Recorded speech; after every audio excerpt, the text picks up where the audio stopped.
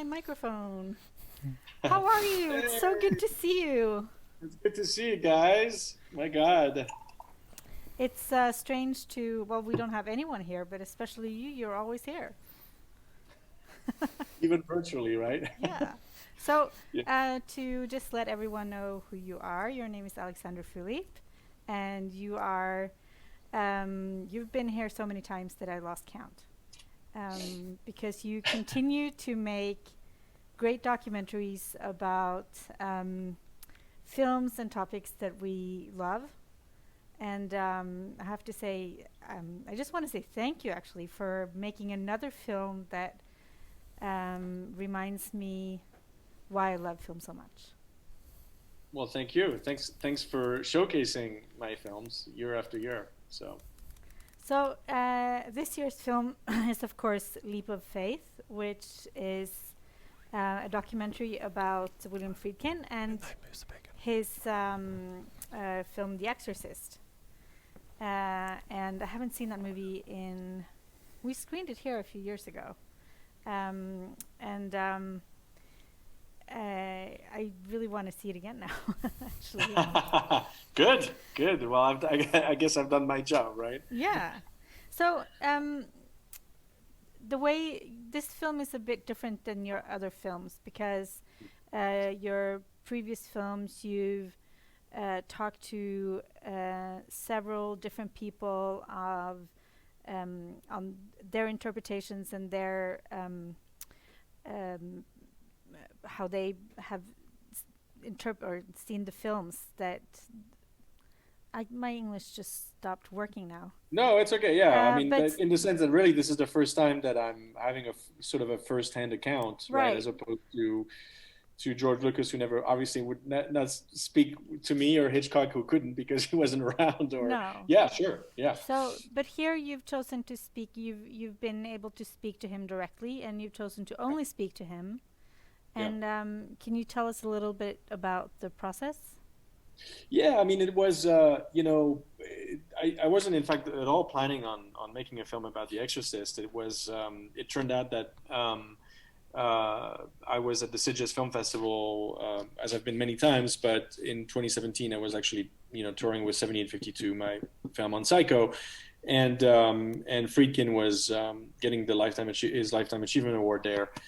And I was having lunch on the port one day, and he was two tables behind me, and he called me to his table, and wanted to tell me all these stories about Hitchcock, and uh, he basically loved my film, and he invited me to have lunch with him in Los Angeles 3 weeks later, and the conversation turned very quickly to The Exorcist. And then he basically said, if you find an angle, just let me know. I mean, he sort of gave it to me on a silver platter, and so how do you say no to one of your heroes? You Exactly. don't. No. And so so I basically immediately thought, I want to do something completely different from what's been done before. And I think that the idea of doing a deep dive into The Exorcist, but entirely from his perspective, was really the way to go. And I told him, I said I wanted to structure the film in a very sort of like Hitchcock Truffaut kind of approach, where but instead of going over his entire body of work, we would only focus on The Exorcist.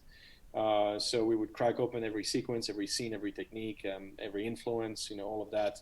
And so I said, I'd love to, it's going to be days, the days of interviews.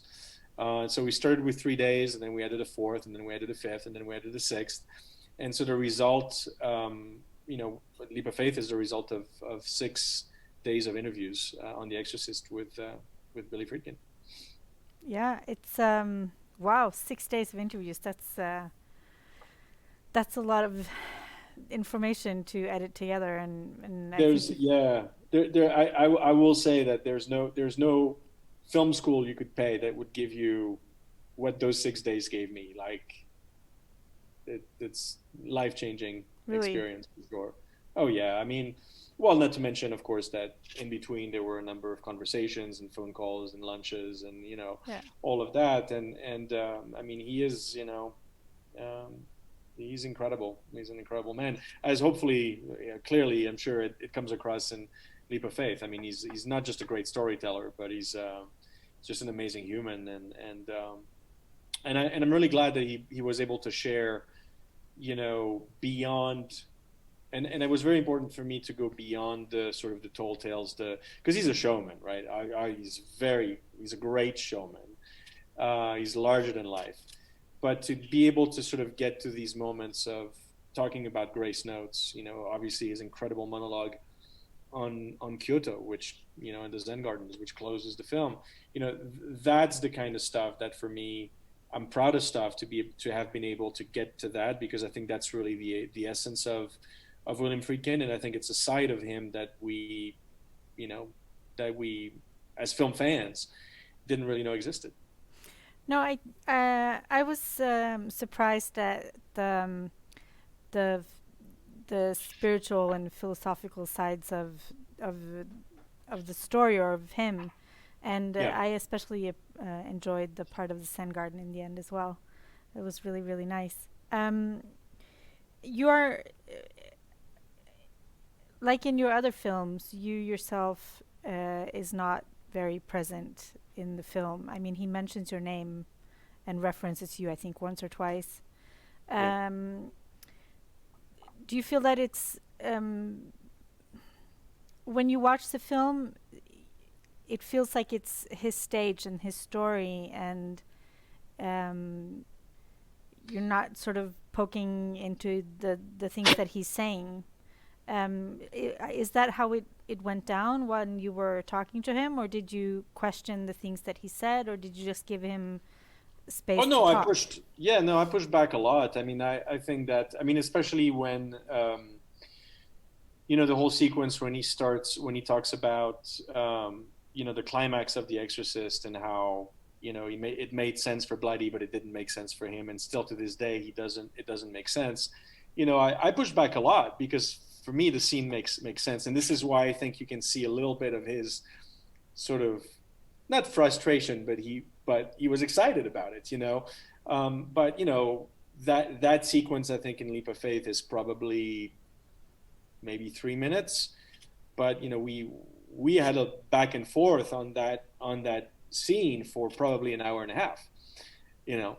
So you have to, But I Yeah. think the real gift, I think, that he gave me was that,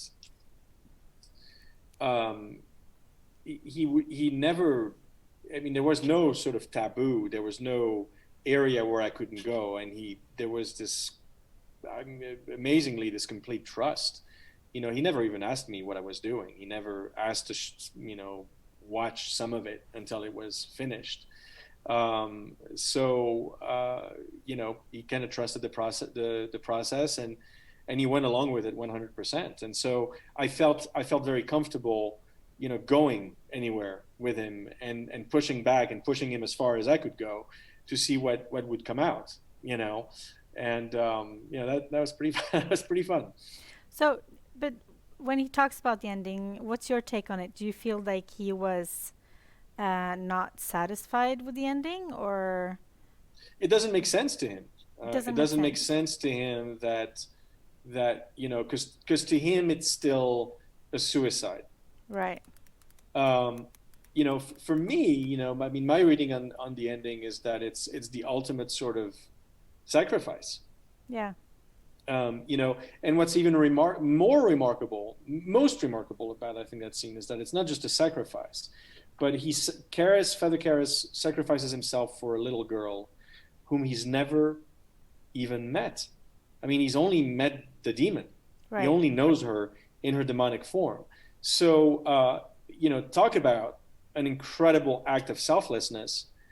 Um, and look, I'm not Catholic, I'm not a person of faith, but I would imagine that even if technically, yes, he throws himself out the window and it's a suicide, I mean, I would imagine that there is salvation, right, within the Catholic faith.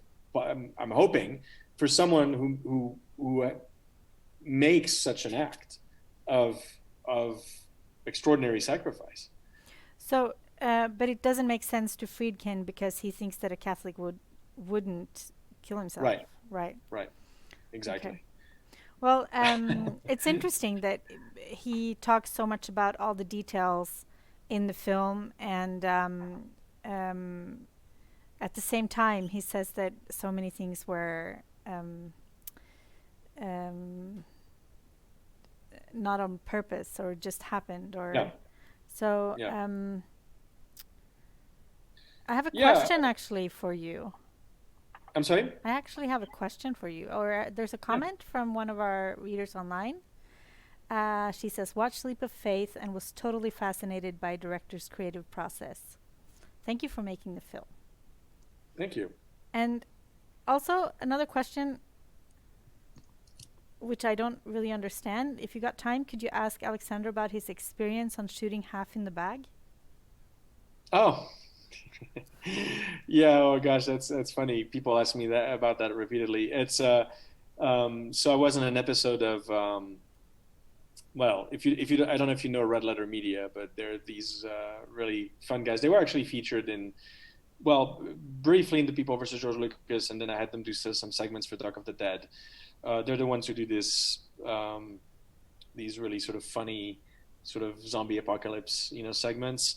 And there's this sort of fictional character called Mr. Plinkett who did these sort of scathing reviews of Star Wars episodes 1, 2, and 3, and they became like huge sort of pop culture phenomenons, and they have a big big following. They're really cool guys. I like them a lot. And they invited me one day years ago to be on their show called Half in the Bag, which is I guess you can probably find that show I on have to check YouTube. it out. And yeah, it was pretty fun. It was really funny. It was yeah, it was awesome to be on that. I mean, I don't have anything to say except that they're awesome guys, and it was just it was just a fun couple of days. Yeah, I have to check that out and see if I can find the segment you're in. where you can probably Google it and find it very easily. I'm sure. You know, Alexander, we have to wrap this up. It was really, really great to see you. We are waiting now for Torbjörn's amazing horror film quiz, like we always do on Saturdays on the Ah, nice. festival. Well, I wish I could be there in person. That's it breaks my heart that I Well, we are that I tell you, doing but it virtual style this year, so it's on Kahoot. So you can probably, I don't know if you can log in from outside of Norway, but it's possible to participate if you want to yeah. take a chance.